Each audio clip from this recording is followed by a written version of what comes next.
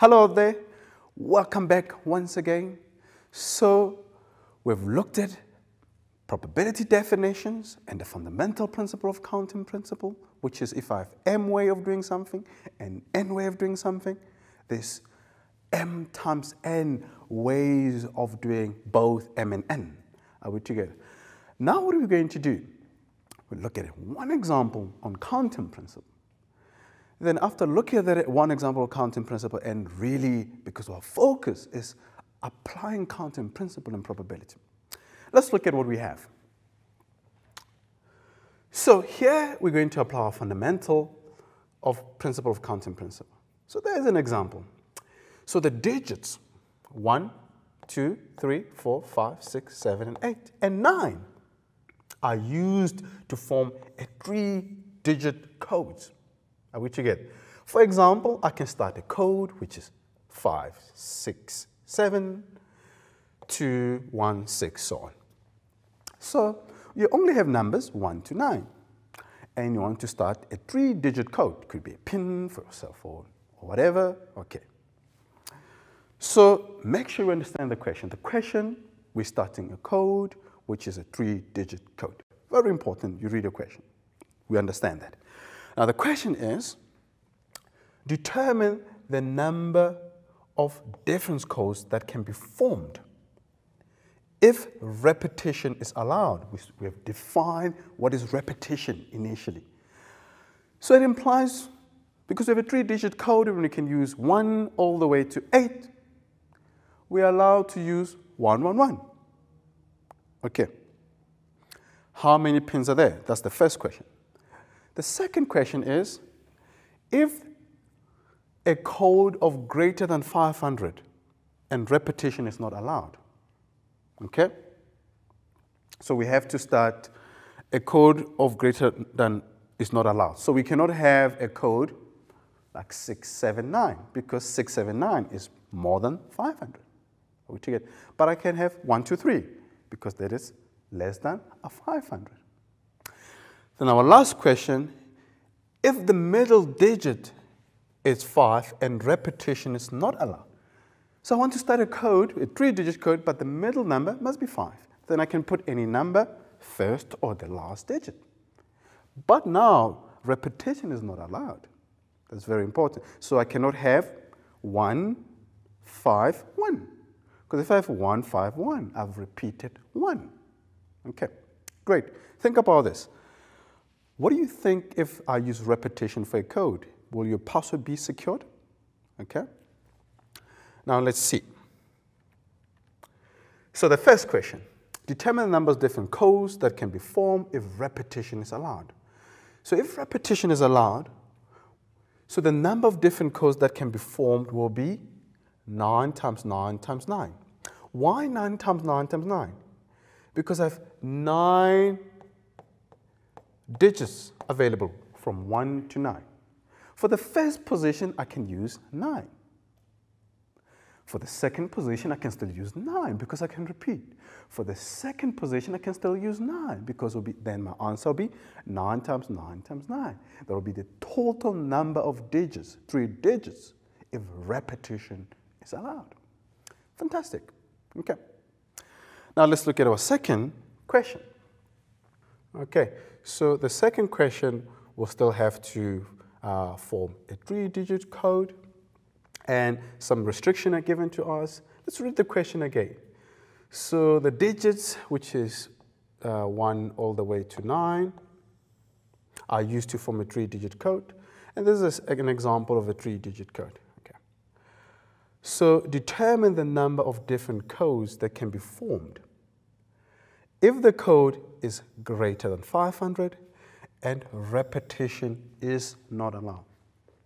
So the restriction here is that our code has to be more than 500, but we cannot repeat the digits. Are we together? So we cannot have 555 or 666. We can't use 66 twice or 9 twice or 3 times. We cannot repeat the digits. And I hope it's not the first time that you see a code where you are restricted. I mean, when you create a password online, they will probably say, we need a letter, numbers and a character or use caps. And the reason for that is just to make your code more secured, okay, against hackers or other criminal activities, okay. Let's see how can we form passwords here. So the first digit could be what? 5, 6, 7, 8, or 9. Why 5, 6, 7, 8, 9? Because if we can start with 5, 6, 7, 8, or 9, we'll know that that 3-digit password will be more than what? A 500. Are we all together? So that's what we know. Are we together? So the number of different codes that can be formed, remember, no repetition. Are we together? So we can start with the following. So for the first position, why do I have 5 there? Because I can use 5, 6, 7, 8, 9. I have 5 choices to choose. Okay? I have 5 ways to choose. Are we together? We'll put 5 there. Are we together? Then the first position, I've already used 5. Then the last 2, I can repeat. No repetition. It's clearly there. You cannot repeat because it stays there, no repetition. So I only have 8 left because no repetition allowed. We've chosen 1 digit from the 9, then we can choose what? We can use 8. Are we together? Then the last position, we have what? Left with 7 choices we can choose because first position taken, second position taken, then we have to multiply by 7. And if we multiply 5 times 8 times 7, we get 280 password can be formed. Fantastic. Hope this makes sense. Now let's look at our third example. What does our third example mean? Still the same problem, but with a restriction, but a different restriction.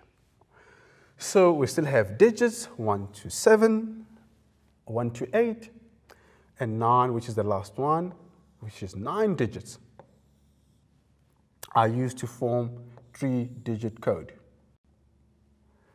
So determine the number of different code that can be formed if the middle digit is 5 and repetition is allowed. Are we together? The first one, no repetition. But here, repetition allowed. Repetition allowed implies I can use the digit more than once, or I can even use it for the 3 positions. But the requirement here is that the middle must be 5. Are we together? Let's see what do we get. So the first digit could be 1, 2, 3, 4, 5, 6, 7, 8, or 9. Because repetition is allowed. I can use anything 1 to 9.